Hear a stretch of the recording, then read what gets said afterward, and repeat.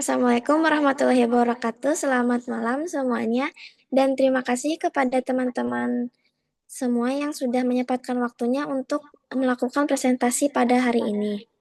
Pada kesempatan ini, kelompok kami akan memaparkan hasil wawancara kami dengan pihak kepolisian mengenai perlindungan korban tindak pidana oleh kepolisian. Sebelum memulai presentasi kami, izinkan saya memperkenalkan anggota kelompok saya, dimulai dari saya sendiri. Perkenalkan, nama saya Levina Demihira dengan NPM 23145. Lalu dilanjutkan oleh rekan-rekan saya. Perkenalkan, nama saya Melanie Priyatna Putri dengan NPM 23155.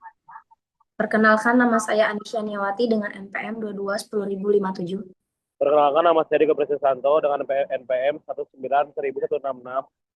Sebelum memulai lebih dalam tentang materi ini, saya akan membacakan tentang latar belakangnya.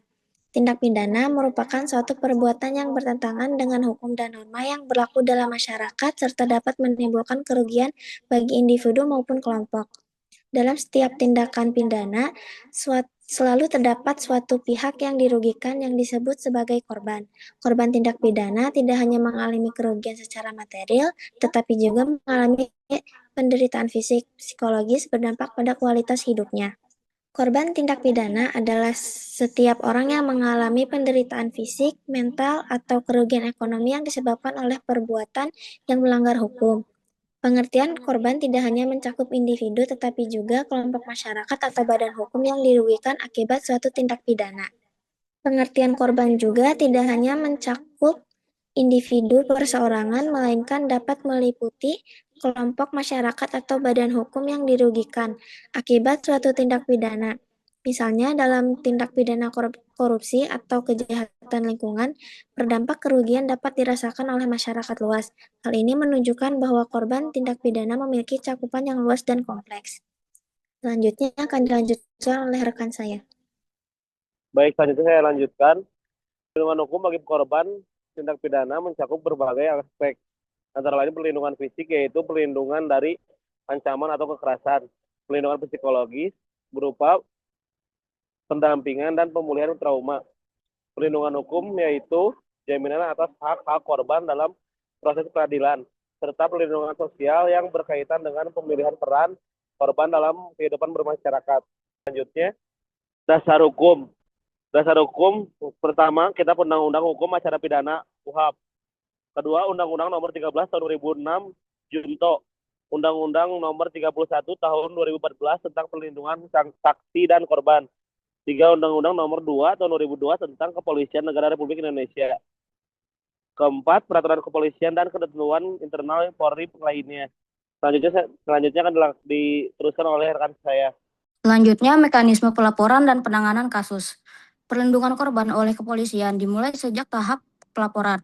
Korban tindak pidana dapat melaporkan peristiwa yang dialaminya ke kantor kepolisian terdekat, baik Polsek, Polres maupun Polda, sesuai dengan wilayah hukum kejadian perkara. Polisi wajib menerima laporan korban dan memberikan pelayanan yang humanis serta profesional. Setelah laporan diterima, kepolisian melalui verifikasi terhadap laporan tersebut. Verifikasi meliputi pemeriksaan awal terhadap kebenaran laporan, identifikasi waktu dan tempat kejadian perkara, serta klarifikasi terhadap kronologi kejadian yang disampaikan korban. Tahap ini bertujuan untuk memastikan bahwa peristiwa yang dilaporkan memenuhi unsur tindak pidana sesuai dengan ketentuan hukum yang berlaku. Selanjutnya ada tahap penyidikan dan penyelidikan. Dalam proses penyelidikan, kepolisian wajib memperhatikan hak-hak korban, termasuk hak untuk mendapatkan informasi perkembangan perkara, hak atas perlakuan yang manusiawi, serta hak untuk mendapatkan perlindungan dari ancaman atau intimidasi. Dalam proses penyelidikan, kepolisian wajib memperhatikan dan menjunjung tinggi hak-hak korban. Hak-hak tersebut antara lain hak untuk mendapatkan informasi mengenai perkembangan perkara, hak untuk memberikan keterangan tanpa tekanan, serta hak untuk memperoleh perlindungan dari ancaman atau intimidasi yang mungkin dilakukan oleh pelaku atau pihak lain. Selanjutnya akan dibacakan oleh rekan saya. Baik, selanjutnya ada restitusi dan kompensasi. Restitusi merupakan ganti kerugian yang dibayarkan oleh pelaku kepada korban atas kerugian yang dialami. Restitusi dapat berupa penggantian biaya pengobatan, kerugian material maupun kerugian lainnya. Sementara itu kompensasi adalah ganti kerugian yang diberikan oleh negara apabila pelaku tidak mampu memberikan restitusi. Selanjutnya ada restoratif justice. Pendekatan restoratif justice merupakan alternatif penyelesaian perkara pidana yang menitik beratkan pada pemulihan keadaan korban, tanggung jawab pelaku, serta pemulihan hubungan sosial yang terganggu akibat tindak pidana. Pendekatan ini berbeda dengan sistem peradilan pidana konvensional yang lebih berorientasi pada penghukuman pelaku. Selanjutnya ada upaya polisi dalam pencegahan viktimisasi ulang.